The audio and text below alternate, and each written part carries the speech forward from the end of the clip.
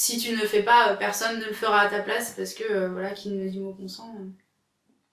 En fait, l'idée générale de la revue, c'était d'offrir une plateforme d'expression, d'un espace critique qui puisse se réapproprier les questions qui émanaient autour de l'architecture d'une manière générale et des disciplines qui étaient associées, pour que ce soit plus seulement des propos hyper normés, comme on avait l'habitude de le voir dans d'autres revues, mais que là, on puisse avoir un véritable dialogue avec des points de vue pas forcément très courants, peut-être un peu critiques, des points de vue d'étudiants qui sont pas forcément encore investis dans un monde, qui n'ont pas encore été modelés par le monde professionnel, et les confronter à des gens qui avaient plus d'expérience et qui avaient des points de vue un peu plus reconnus par la profession de manière générale.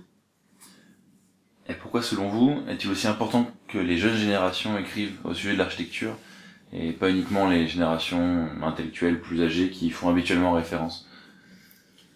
À ça, je répondrais que ce qui est relativement évident, c'est qu'en tant qu'étudiant, on n'a pas encore une pensée qui a été modelée, que ce soit par les enseignants ou par un contexte socioculturel.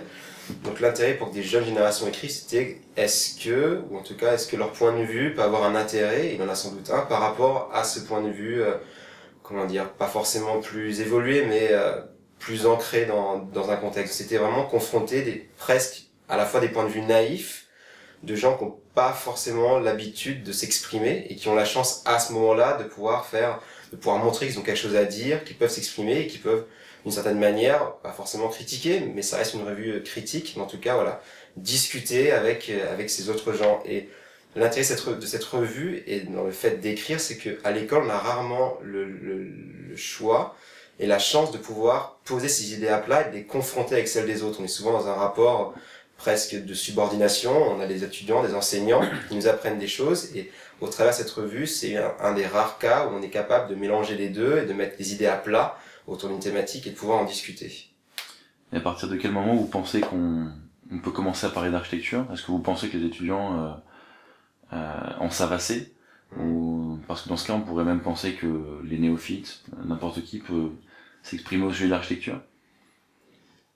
Alors après, c'est souvent une réaction que les étudiants ont par rapport à ça et par rapport à quand ils reçoivent les thématiques, de dire mais on n'a pas assez d'expérience, on n'y arrivera pas.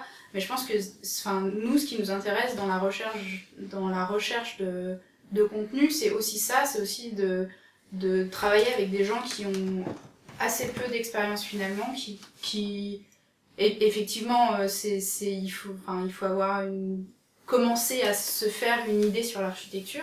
Donc après, on n'est pas obligé d'être étudiant en architecture pour avoir une idée sur ces thématiques-là. Et justement, notre recherche de contenu va dans cette direction-là, en essayant d'être un peu multidisciplinaire, avec des champs associés ou des gens qui tout simplement expriment l'envie d'écrire sur ces thématiques-là.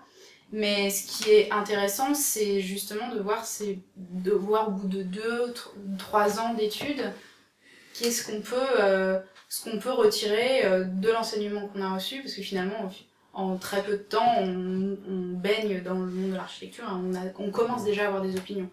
Et l'important, c'est ces opinions-là, et qui sont pas encore dégradées en quelque sorte par des contextes réels et pragmatiques, mais qui sont issus d'un enseignement et issus de notre curiosité naturelle de chacun à aller voir un peu ce qui se passe dans l'actualité. Et qu'est-ce que vous avez appris pendant ce projet? On a commencé, c'est un projet, on était beaucoup, c'est un projet qu'on a porté énormément, parce qu'on était 12. C'est assez compliqué de pouvoir gérer les choses, gérer les envies, les moyens. Sur toute la question de l'édition, comment on imprime, comment on fait imprimer une revue comme ça, en offset, comment on diffuse, toute l'édition, la diffusion, la recherche de contenu, comment on contacte des gens pour faire écrire, quelles sont les règles dans ces milieux-là. En fait, au départ, on était complètement ignorants sur tout ça, je pense. Ouais, on avait des très belles idées, et au fur et à mesure, on apprend toute la machine qu'il y a derrière ça. On se rend compte qu'il y a dans des structures plus grosses, il y a énormément d'intermédiaires, de gens qui travaillent sur ces choses-là. Et puis voilà. Et puis au-delà de ça, bah, comme disait Yann, le fait juste de savoir travailler en équipe, qui est assez énorme. Ou savoir communiquer son projet, par exemple. Dire, enfin, expliquer, parce que nous, c'est mêler un événement, enfin, la sortie de la revue est associée à un événement, une conférence, ou, voilà. Donc, le moment où il faut communiquer sur la sortie de la revue, communiquer sur le nouvel événement, convoquer tout le monde à ce moment-là, tenir un délai, enfin... Mais c'était ça aussi, enfin, l'initiative étudiante qu'on a eue à un moment de dire on se prend en main, on ouvre notre propre plateforme de discussion et notre propre espace de communication et d'opinion. Et bah c'était aussi, on s'est jeté dans le vide un peu et on s'est dit de toute façon tout ce qu'on va apprendre là, ça nous servira plus tard le jour où, si on veut refaire quelque chose de ce style-là ou quoi. Et en parlant de financement, vous avez un rendu qui est très professionnel. Comment est-ce que vous financez ça ? Déjà, par rapport à... Enfin, faut se rendre compte que par rapport à une revue classique, on a supprimé toutes les étapes qu'on pouvait, quoi. C'est-à-dire qu'on est dans vraiment le maximum d'efficacité pour le minimum de moyens.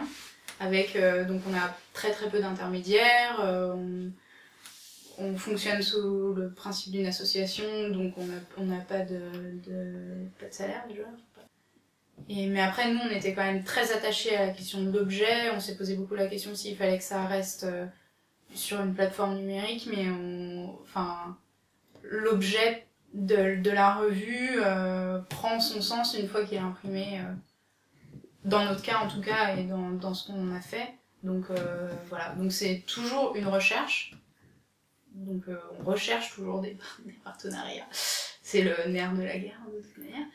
Est-ce que vous pensez qu'il y a des similarités dans l'acte d'écrire et dans celui de projeter ? C'est de toute façon une production, donc c'est un processus où il faut imaginer une idée, la mettre à plat et capable de la communiquer. Donc de cette manière, ça a forcément des similarités. C'est en architecture, comment on fait pour avoir une idée, on la formalise, on y réfléchit et on la communique aux gens. C'est forcément la même chose. Après, on parle pas d'espace, on n'est pas dans ces dimensions-là, on n'est pas dans les mêmes recherches. Je pense que les similarités, elles sont retrouvées dans la démarche de production, mais pas nécessairement dans la construction architecturale. C'est quand même pas la même chose. Il y a pas la notion d'usage, il y a pas la notion d'interaction avec les gens. C'est plus, c'est plus complémentaire, quoi. Pour finir, est-ce que vous avez un conseil à donner aux autres étudiants ? Qu'il faut pas hésiter, déjà, il faut le faire. Parce que même si ça a été compliqué, on est tous heureux d'avoir fait. Et puis ouais, faut du courage. Non, faut s'accrocher. Et non, des conseils. Moi, le conseil que je peux donner à un étudiant, surtout un étudiant en architecture, c'est que en fait, c'est soi-même qui construit, on construit soi-même son cursus. C'est-à-dire qu'on peut traverser ces 5 ans d'école d'architecture en n'apprenant rien, et on peut investir vraiment son cursus et en faire quelque chose d'extraordinaire, quoi.